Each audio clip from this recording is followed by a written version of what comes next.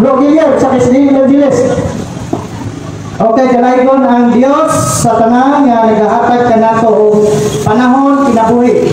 Kaysa ra ta mabuhi diri sa kalibutan, busa ihatag na nato tanan.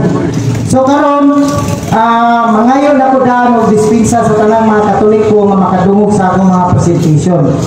Kaya ang akong mga presentation nagabase sa libro ninyo, nagabase sa Bible o nagabase po sa referensya nga cross-reference sa akong mga libro na diin suportado po sa inyong libro. Okay, unahan mo. Isultin ako daan. Pamatudan ko na ang Roman Catholic Church is kinukod. Pwede po siya panagdumalahan, gi-imbento o giangkon ni Satanas. Okay, balik ko na ko. Pamatudan ako nga Roman Catholic Church gi-imbento, giangkon o gitukod ni Satanas. So, kani direksyon na ni Makaison, wala tayo imuli-liko. So, kung mamutana mo na ako unya o litra por litra, ako magbase ko o mga patotoo. Gitawag tambakan tamo o gitawag o ebidensya. So, ang tao nga taas o gitawag o order of thinking, makasabot na siya, bisag dili diretso ang pagkasulti, masayod na siya, sabihang ang mga ebidensya makita ninyo. Una, akong gamiton si Martin Luther. Si Martin Luther, usa na siya ka Romano Katoliko nga pare sa Agustino.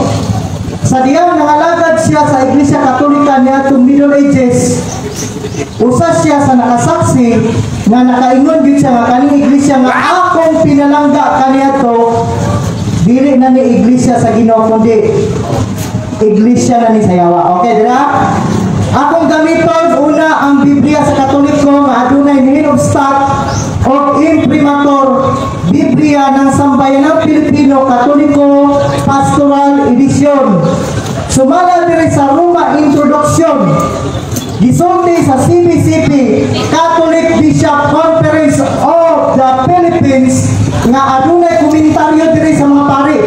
So karon kalaban sa akong pinalangga ang pari na nila. Ingon din sa katunayan nga pag-ibayo ni Luther, wala nilain Martin Luther ni ang reformasyon dahil sa pagbigay niya ng paliwanag sa sulat na ito. Hindi siya nagkamali. Unsa na makikita? Hindi siya nagkamali.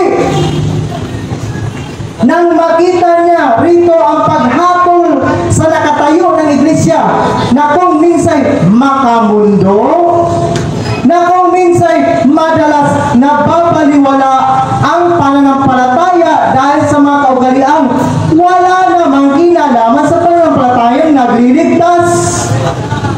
Gihuyunan sa CBCP nga ang pagkontra ni Martin Luther sa Iglesia Katolika dili sayop.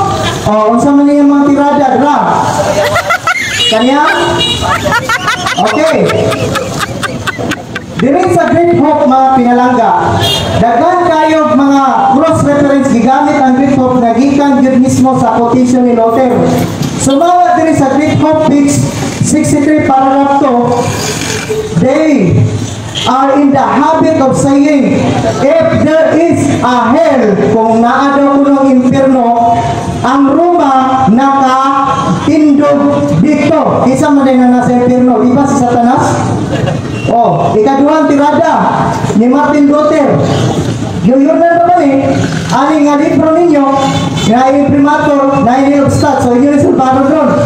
So yun rin, Great Hope page 71, paragraph 2, cross-reference, Dobain, book 6, chapter 9. Already I feel greater liberty in my heart, for at last I know that the Pope is the Antichrist, and that his throne is that of Satan himself.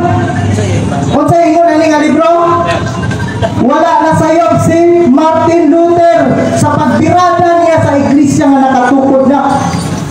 Kung sa inyo ni Luther, na-declare niya, paring ninyo mga kaigsunan nga ang kanadiyahin Santo Papa, Antikristo, o ang trono mag iyang lingkuran si Isa pa Objection, Mr. Moderator. objection. Akong objection kasi nalimot na ginagas tima. Ang tima, kumakanta niya ang Roman Televisions founded by Satan. Lahat ng tima nga pa kasi. Ano nga po man siya sa lubata? Ha? Kasi nalimot na siya tima? Ha? Okay. Okay. Ha? Kung gusto siya magdibati ka, about pa kasi. Kurang ka rin is mahitingan sa kurang. Oh, kasi nalimot na siya. Kasapat ako siyang Bisayang reklamo. Ay, o kasi bro. Ang inyong dinigot, ang mga ebidensya akong ibasi, sir. Ebidensya, ay sa. Di wala kong niliyak sa imong pag-objection. Tagal, di ko digayon para makasinabuta. Di ang ko minuto na parang ninyo kanito. Siya ang Christ, naglingkod siya sa trono ni Satanas. Unya, ang inyong libro, kayo, wala na sa iyong sinutan. So sinutan ang gigamit karon nga ebidensya nga gikan gid sa inyong simbahan nga miangkon siya nga ang inyong simbahan ginikuran na ni Satanas. No, Jacob. Sige, kaysa ko,